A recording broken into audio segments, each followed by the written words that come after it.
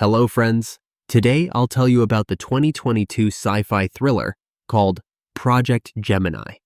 It's been 3 years since a virus appeared on Earth that destroys all types of plant life, which could quickly lead to a catastrophic drop in atmospheric oxygen and the death of all living creatures. But humanity still has a chance to survive if it can realize the vision of Dr. Stephen Ross based on discoveries made several years ago. Back then, archaeologists uncovered 2 mysterious artifacts created by an unknown civilization over 4 billion years ago. Scientists don't know what kind of superintelligence made these artifacts, but they arrived just in time. Humanity managed to replicate a hyperdrive engine that enables travel across hundreds of light years, allowing them to discover a planet named Tess, perfectly suited for life. The second artifact is a mysterious sphere that produces living matter and, with specific configurations, can recreate Earth's ecosystem. Scientists decoded dozens of commands, each corresponding to a unique pattern.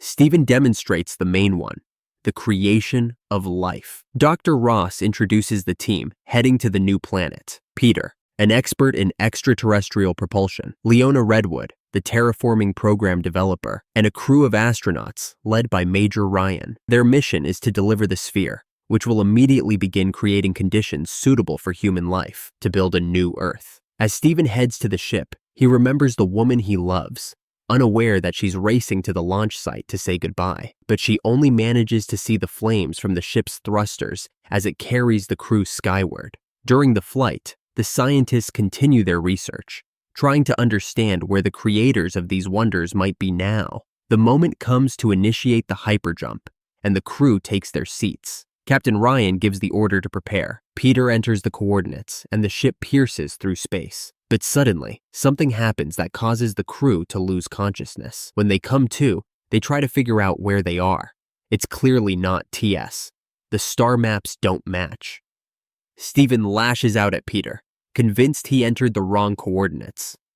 Ignoring Peter's explanations, he removes him from further piloting and sends him to his cabin. Trying to understand what happened, Stephen recalls how, back in the cave, he entered a command into the sphere and saw a glowing silhouette appear before him. He asks to reconstruct the jump trajectory, but even that doesn't reveal where the ship ended up. At that moment, a message comes in. The airlock has opened. Moments later, the crew sees Peter's frozen body outside the window. David suggests it was suicide, but Leona doesn't believe that's possible. Either way, they've lost their propulsion specialist. Suddenly, Stephen has a realization. What is this planet right in front of them? He demands probe data and realizes that, by its characteristics, it's even better than TS. He orders a landing despite Ryan's objections. The landing module approaches the planet, but weather conditions are rough, and the ship shakes violently. Stephen remembers how, shortly before the flight, he gave Amy a bracelet made from a small shard of the ancient sphere. Richard runs diagnostics on the module. It's mostly intact, but fuel is nearly gone, making return to the main ship difficult. Still, Stephen insists the mission must come first. They've drifted from the planned location, but there's a cave nearby where they can place the sphere. The team gets to work,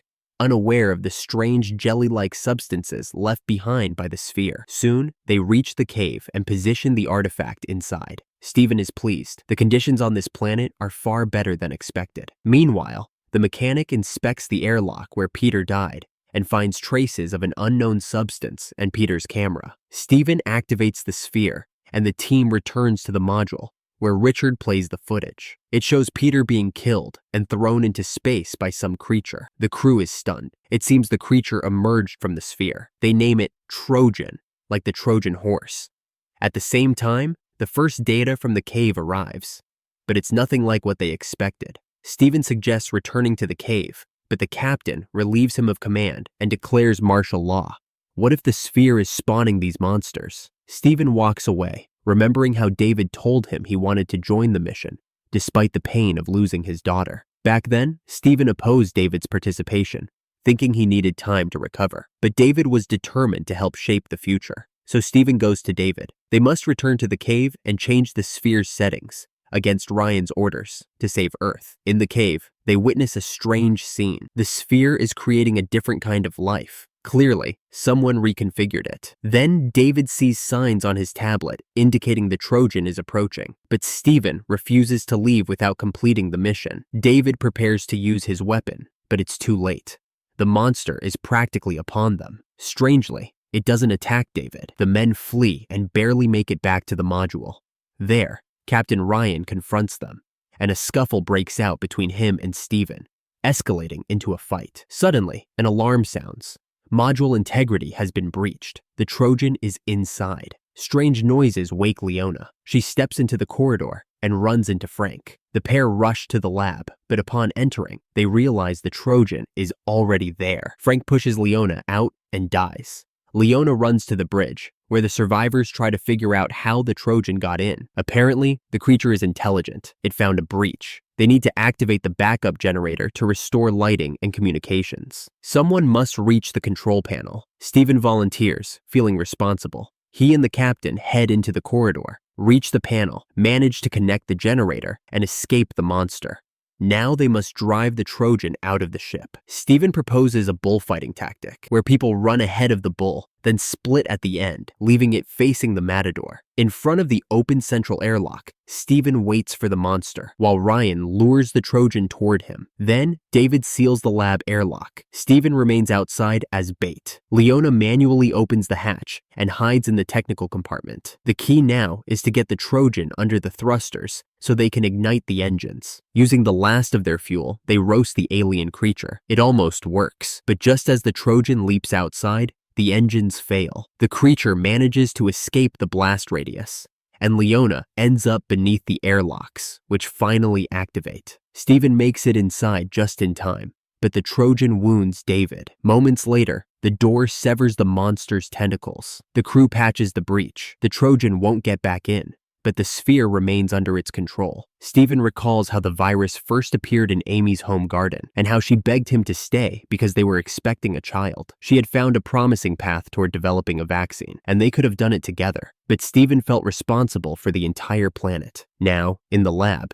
he studies a piece of the Trojan to find a way to heal David and realizes it's made of the same material as the sphere. They had replicated the substance without understanding what they were reviving. It turns out David's blood contains bacteria that act as a vaccine against the virus destroying Earth. Stephen cuts into the tentacles, and suddenly, the lights begin to flicker. A ghostly figure appears before him again. It turns out to be a biorobot that must be destroyed, so the sphere's settings can be restored. But Ryan is firmly against returning to the cave. He locks the lab, accusing Stephen of caring only about his ambitions, not the crew. Suddenly, David sides with the commander. He still wants to win, even at the cost of the team's lives. Hurt by his words, Stephen remembers saying goodbye to Amy, who refused to speak to him and threw away the bracelet he had given her. Then he recognizes the Trojan fragment. It's identical to the piece he used to make that bracelet. Stephen asks Richard to simulate what this segment of space would look like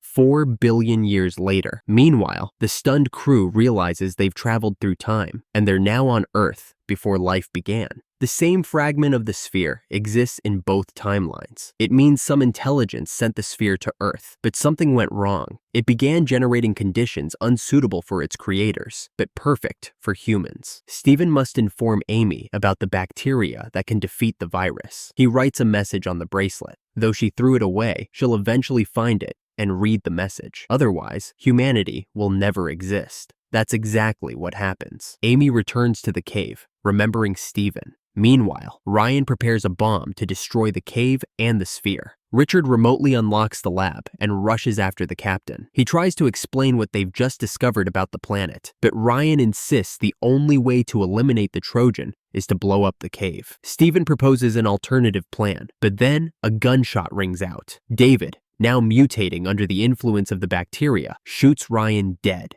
David has finally understood. Humans weren't meant to exist. They're a mistake. A shootout begins. David intends to fix everything. No one will suffer anymore because no one will be left. Stephen manages to wound David, who retreats into the corridor. The doctor activates the bomb, opens the airlocks, fires a signal flare, and returns to the module to await the monster. He lures it inside and seals the doors, but David appears again, forcing Stephen to shoot at his former friend. The Trojan breaks in and looms over Stephen. but he fires point blank and dives into a hatch. He runs toward the cabins, where the bomb is ticking. The monster chases him across the upper deck. As Steven enters the room, David disarms him, but just as he's about to shoot, the Trojan kills its ally. Steven manages to leap from the module as it explodes. Richard tries to contact survivors, and only Steven responds. He has about an hour left. He'll go to the cave and reach Amy. The scientists arrive at the cave and place the broken fragment back into the sphere, then enter the correct code. The sphere activates. Meanwhile, on Earth, rain begins to fall. Amy sees her bracelet, and under the influence of water, letters appear. She runs to the cave and enters the same code. Suddenly, the walls seem to melt, and they see each other. Steven explains what must be done to defeat the virus, then apologizes. He won't be able to return. The image distorts and fades. Amy is left alone in her time, and Steven remains in the cave. Time passes. Amy's garden blooms, healed. In the middle, a baby cries in a stroller. Amy rushes to him and smiles. This film carries a fascinating concept. Even today, scientists haven't been able to definitively explain where life came from or why it's so diverse. Perhaps, somewhere in a cave, there really is an ancient sphere still generating new upheavals for humanity. What do you think? Share your thoughts in the comments. And if you found this video interesting, don't forget to subscribe and hit the like button.